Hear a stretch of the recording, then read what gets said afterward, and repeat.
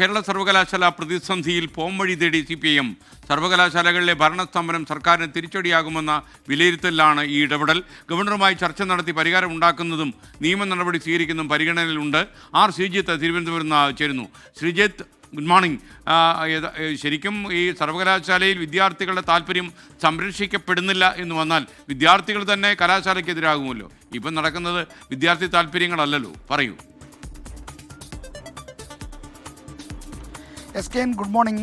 സർവകലാശാലകൾ, കേരള സർവകലാശാലയിലെ ഭരണസ്തംഭനം കൂടാതെ തന്നെ മറ്റ് ഇതര സർവകലാശാലകളിലുമെല്ലാം സമാനമായ പ്രതിസന്ധി പല രൂപത്തിലുണ്ട്. അപ്പോൾ കേരളത്തിലെ ഉന്നത വിദ്യാഭ്യാസ മേഖലയിലാകെ പ്രശ്നങ്ങളെന്ന പ്രതീതിയാണ് ഉണ്ടായിരിക്കുന്നത്. ഇതിൻ്റെ എല്ലാം പഴി വന്നു ചേരുന്നത് സർക്കാരിലും CPIMലുമായിരിക്കും. അതുകൊണ്ടാണ് പ്രശ്നത്തിന് പരിഹാരം തേടി, പോംവഴി തേടി CPIM ഇടപെടൽ തുടങ്ങിയത്.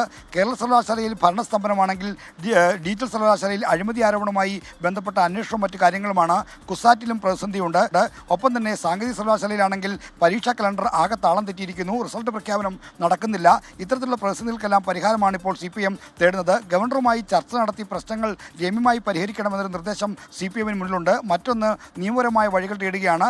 ബില്ലുകൾ തടഞ്ഞുവെച്ചതുമായി ബന്ധപ്പെട്ട സുപ്രീം കോടതിയിലെ കേസിൽ നേരത്തെ തമിഴ്നാട് സർക്കാരിൻ്റെ വിധി വന്നപ്പോൾ കേരളം നൽകിയ ഹർജി പിൻവലിച്ചിരുന്നു. ഇതടക്കമുള്ള കാര്യങ്ങളിൽ ഇനി എന്ത് ചെയ്യാൻ കഴിയുമെന്ന ആലോചന CPIM ഗൗരവമായി നടക്കുന്നുണ്ട്.